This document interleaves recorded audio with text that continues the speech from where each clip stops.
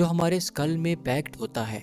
ये हमारे body functions को 5 सेंसेस यानी कि साइट, स्मेल, टच, टेस्ट और हियरिंग के थ्रू मिलने वाली इंफॉर्मेशन को प्रोसेस करके कंट्रोल करता है।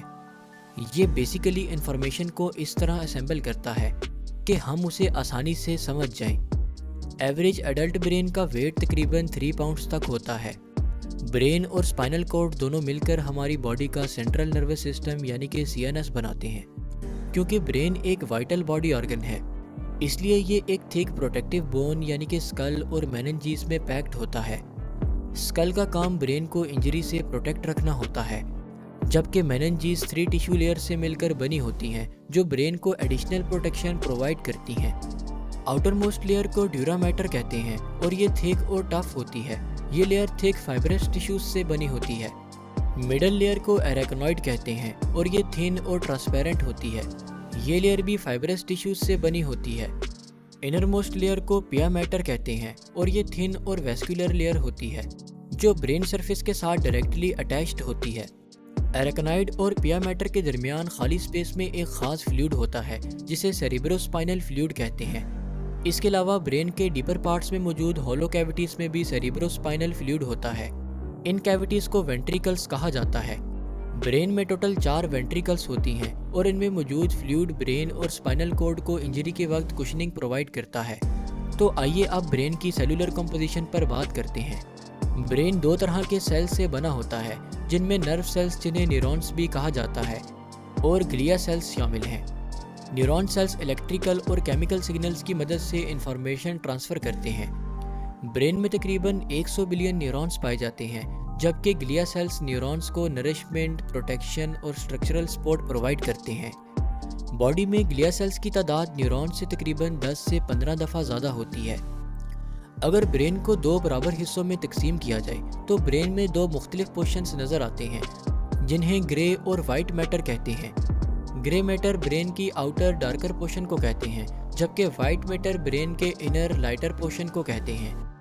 Grey matter neuron cell body से मिलकर बना होता है, जबकि वाइट मैटर माइलिनेटेड एक्सॉन से बना होता है। ये दोनों रीजन्स मुख्तलिफ रोल प्ले करते हैं। ग्रे मैटर का काम इंफॉर्मेशन को प्रोसेस करना और मीनिंगफुल बनाना होता है, जबकि वाइट मैटर का काम प्रोसेस्ड इंफॉर्मेशन को नर्व सिस्टम के बाकी हिस्सों तक ट्रांसफ़र करना होता है। अब हम ब्रेन के हर पार्ट को डिटेल में डिस्कस करेंगे। ब्रेन का वो पार्ट जो किसी खास वक्त में इंफॉर्मेशन को प्रोसेस करने का काम करता है, उसे ब्लड की ज़्यादा ज़रूरत होती है, और साइंस में एडवांसमेंट्स की वजह से हम ब्रेन के अंदर तक ब्लड वेसल्स को स्टडी कर सकते हैं, जिससे ब्रेन के हर पार्ट का फंक्शन मालूम करना इंतहाई आसान हो गया है। स्ट्रक्चर के हिसाब से ब्रेन के 3 अहम हिस्से होते हैं, जिनमें फोर ब्रेन, मिड ब्रेन और हाइंड ब्रेन शामिल हैं। हर पार्ट में मल्टीपल सब पार्ट्स पाए जाते हैं। फोर ब्रेन में जो स्ट्रक्चर्स पाए जाते हैं उनमें cerebrum, thalamus, pituitary gland, pineal gland, limbic system और अल्फैक्टरी बल्ब शामिल हैं। सेरिब्रम सेरिब्रम हमारे ब्रेन का सबसे बड़ा पोर्शन है और ये बड़े फंक्शंस परफॉर्म करता है, जैसा कि सोचना और एक्शन लेना वगैरह। सेरिब्रम को 2 हिस्सों में तकसीम किया जा सकता है, जिनमें राइट और लेफ्ट हेमिस्फेयर्स शामिल हैं। एक्सॉन्स का बंडल, जिसे कॉर्पस कैलोसम कहते हैं, ये दोनों हेमिस्फेयर्स को आपस में कनेक्ट करता है। हर हेमिस्फेयर बॉडी के ऑपोजिट पार्ट को कंट्रोल करता है। मसलन अगर ब्रेन के राइट साइड पर स्ट्रोक हो तो इससे हमारी लेफ्ट आर्म या लेग कमज़ोर या पैरालाइज हो सकती है। राइट हेमिस्फेयर को इंसान में क्रिएटिव साइड समझा जाता है, जबकि लेफ्ट हेमिस्फेयर को लॉजिकल साइड। आसान अल्फाज में left hemisphere speech, comprehension, arithmetic और राइटिंग को कंट्रोल करता है, जबकि right hemisphere creativity, special ability, artistic और म्यूजिकल स्किल्स को कंट्रोल करता है। सेरिब्रम के 2 रीजन्स होते हैं, जिनमें आउटर डार्कर रीजन को सेरिब्रल कॉर्टेक्स, जबकि इनर वाइटिश रीजन को सेरिब्रल मेड्यूला कहते हैं। कॉर्टेक्स सेरिब्रम के सरफेस को कॉर्टेक्स कहते हैं। ये हिल्स और वैलीज की तरह फोल्डेड अपीयरेंस में नजर आता है। न्यूरॉन सेल्स बॉडीज की वजह से कॉर्टेक्स का कलर ग्रे होता है। आप सेरिब्रल कॉर्टेक्स को ऑरेंज पील की तरह समझ सकते हैं। इमेजिन करें कि ग्रे मैटर ऑरेंज पील की तरह हो, तो इसके अंदर का पोर्शन मेड्यूला वाइट मैटर होगा। कॉर्टेक्स की कंप्लीट फोल्डिंग ब्रेन के सरफेस एरिया को इंक्रीज करती है, जिससे से ज़्यादा न्यूरॉन स्कल के अंदर फिट हो सकते हैं और ज़्यादा फंक्शंस परफॉर्म कर सकते हैं।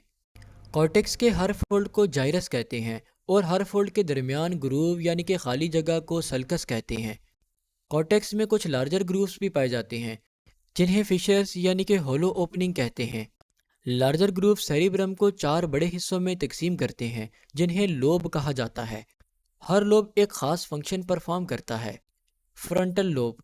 फ्रंटल लोब ब्रेन का लार्जेस्ट लोब समझा जाता है और ये हेड के फ्रंट रीजन में पाया जाता है। ये पैराइटल लोब से सेंट्रल फिशर्स जबकि टेम्पोरल लोब से लेटरल फिशर्स के थ्रू अलग हुआ होता है। फंक्शंस के हिसाब से कॉर्टेक्स का फ्रंटल पार्ट 3 हिस्सों से तकसीम हुआ होता है जिनमें प्रीफ्रंटल कॉर्टेक्स, मोटर कॉर्टेक्स और ब्रोकास एरिया शामिल हैं। Prefrontal cortex.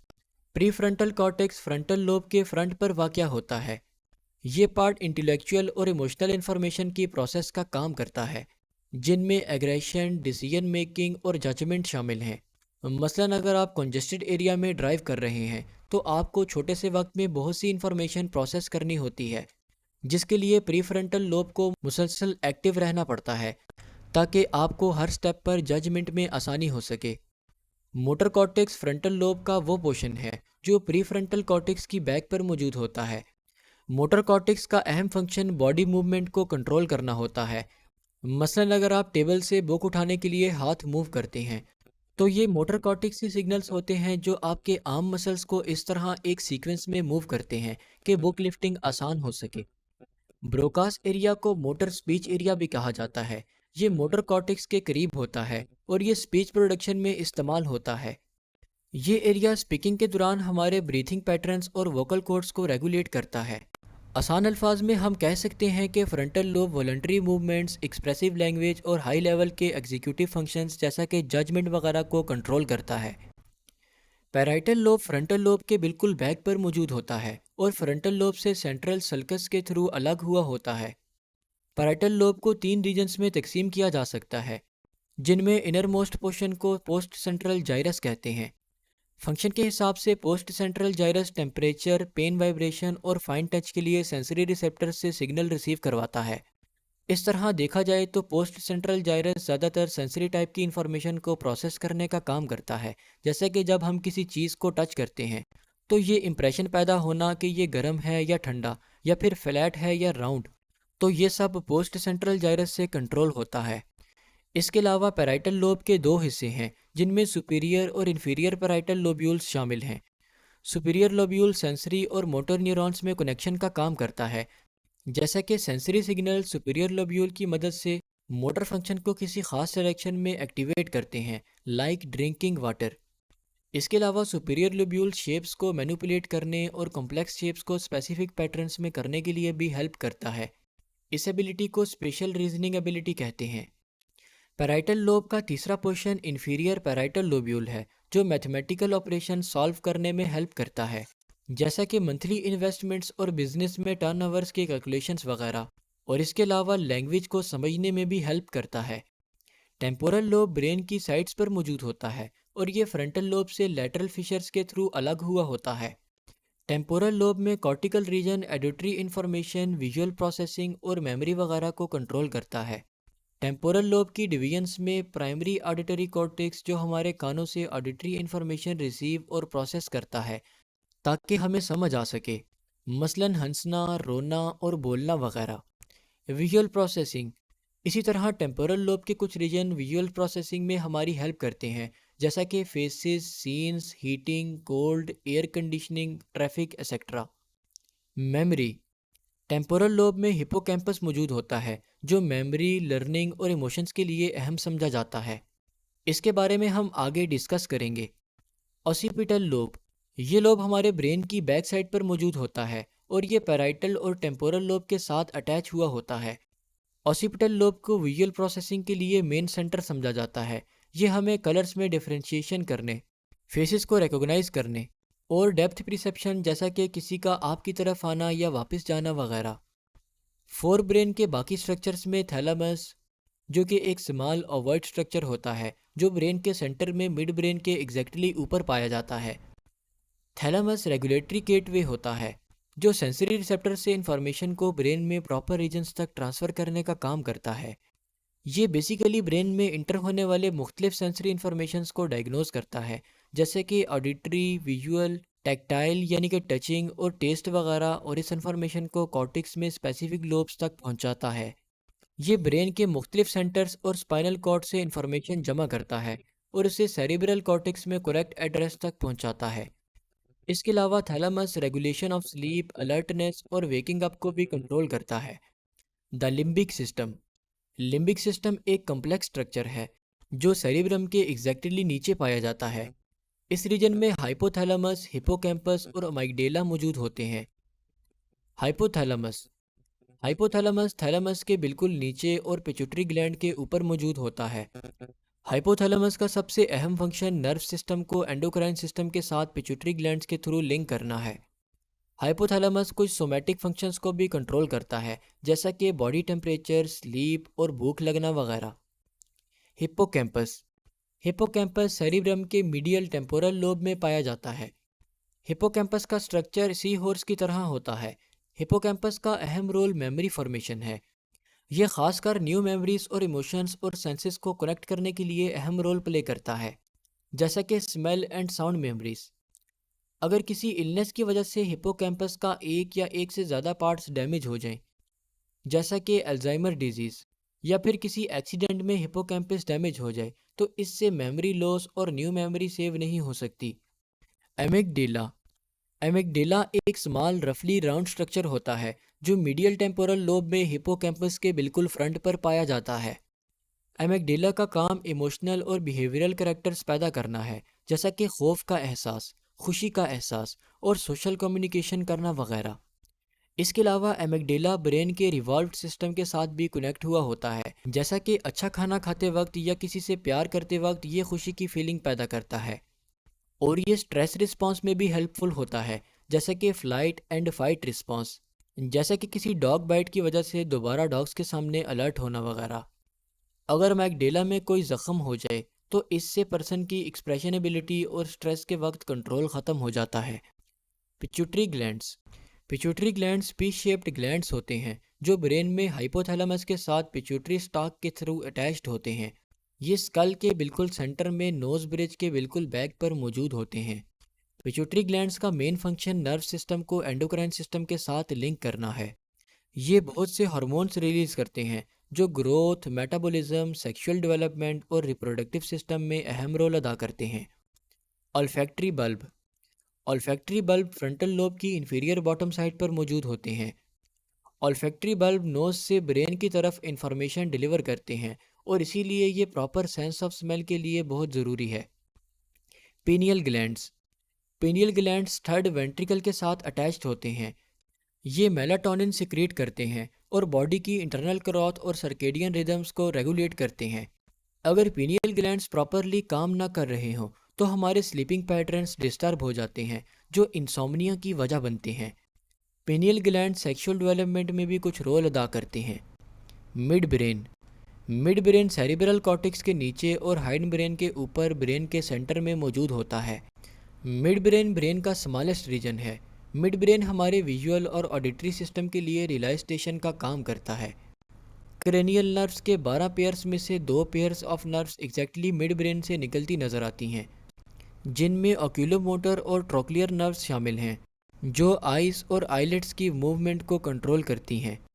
मिड ब्रेन के पार्ट्स में रेड न्यूक्लियस और सब्सटेंशिया निगरा बॉडी मूवमेंट को कंट्रोल करने का काम करते हैं, और इनमें large number of dopamine producing neurons मौजूद होते हैं। और सब्सटेंशिया निगरा से निकलने वाली नर्व्स की डिजनरेशन पार्किंसंस डिजीज़ की वजह बनती हैं। Hind brain. हाइंड ब्रेन हमारे ब्रेन के 3 अहम रीजन्स में से एक रीजन है जो ब्रेन के लोअर बैक पार्ट में मौजूद होता है। हाइंड ब्रेन के 3 अहम पार्ट्स होते हैं, जिनमें पोन्स, सेरिबेलम और मेड्यूला ऑब्लोंगेटा शामिल हैं। आपने यकीनन ब्रेन स्टेम के बारे में सुना होगा, जहां मिड ब्रेन, पोन्स और मेड्यूला आपस में ज्वाइन होते हैं। ये बेसिकली ब्रेन और स्पाइनल कॉर्ड के दरमियान इंफॉर्मेशन ट्रांसफ़र के लिए ब्रिज का काम करते हैं। सेरिबेलम। सेरिबेलम हाइंड ब्रेन का सबसे बड़ा पार्ट है। सेरिबेलम ब्रेन की बैक साइड पर ऑसिपिटल लोब के नीचे पाया जाता है। सेरिब्रल कॉर्टेक्स की तरह इसके भी 2 हेमिस्फीयर्स होते हैं। हर हेमिस्फीयर अपनी तरफ की हाफ साइड ऑफ बॉडी में मोटर एक्टिविटी को कंट्रोल करता है। सेरिबेलम बेसिकली मसल्स मूवमेंट को रेगुलेट और कोऑर्डिनेट करता है। पोस्चर और बैलेंस में हेल्प करता है। गॉड डायरेक्टेड और स्पॉन्टेनियस मूवमेंट को कोऑर्डिनेट करता है। और कुछ कॉग्निटिव फंक्शंस जैसा कि लैंग्वेज सीखना, बाइसाइकिल चलाना और म्यूज़िक बजाना वगैरह, उनको कंट्रोल करता है। पोन्स पोन्स मेड्यूला और मिड ब्रेन के दरमियान पाया जाता है। देखने में पोन्स मेड्यूला का लार्ज सेक्शन लगता है, जबकि पोन्स ऑटोनोमिक नर्व सिस्टम में अहम रोल अदा करता है, जैसे कि ब्रीथिंग और डाइजेशन वगैरह। ये सेरिबेलम और सेरिब्रम के दरमियान मोटर इन्फॉर्मेशन के लिए रिलाई का काम करता है। अगर पोन्स में इंजरी हो जाए तो इससे इम्पेयर्ड ब्रीथिंग और कोमा हो सकता है। Medulla oblongata medulla oblongata pons और स्पाइनल कॉर्ड के दरमियान मौजूद होता है, लिहाजा ये ब्रेन स्टेम का सबसे इन्फीरियर पोर्शन होता है। इसके फंक्शंस इनवॉलंटरी होते हैं और हम मेड्यूला ऑब्लोंगेटा के बिना ज़िंदा नहीं रह सकते, क्योंकि ये कुछ इंपॉर्टेंट फंक्शंस कंट्रोल करता है, जैसा कि breathing, blood pressure, cardiac rhythms और स्वेलविंग वगैरह। ब्रेन स्टेम का पार्ट होने की वजह से मेड्यूला ब्रेन से स्पाइनल कॉर्ड की तरफ नर्व मैसेजेस की ट्रांसपोर्टेशन का काम भी करता है। जैसा कि हमने ब्रेन के स्ट्रक्चर के बारे में स्टडी किया, तो आइए देखते हैं कि इंफॉर्मेशन ब्रेन से बॉडी की तरफ कैसे ट्रांसमिट होती है। ब्रेन स्पाइनल कॉर्ड और क्रेनियल नर्व्स के 12 पेयर्स के थ्रू बॉडी के साथ हर वक्त कम्युनिकेशन में रहता है। Cranial nerves peripheral nervous system यानी कि पीएनएस का पार्ट हैं। क्रेनियल नर्व्स के 10 पेयर्स ब्रेन स्टेम से निकलकर hearing, eye movement, facial sensations, taste और स्वेलविंग और movement of face, neck, shoulders और टंग मसल्स को कंट्रोल करती है, जबकि स्मेल और विजन के लिए क्रेनियल नर्व्स सेरिब्रम से निकलती हैं। आखिर में आइए देखते हैं कि ब्रेन की प्रॉपर फंक्शनिंग के लिए ब्रेन को ब्लड सप्लाई कैसे होती है। ब्लड वेसल्स के दो सेट्स ब्रेन को ब्लड और ऑक्सीजन सप्लाई करते हैं, जिनमें वर्टिब्रल आर्टरीज और इंटरनल कैरोटिड आर्टरीज शामिल हैं, जबकि इंटरनल जैगुलर वेन्स को ब्रेन से हार्ट की तरफ ब्लड मूवमेंट के लिए अहम समझा जाता है। होप सो आज की इस वीडियो से आपको काफ़ी कुछ ज़रूर नया जानने को मिला होगा।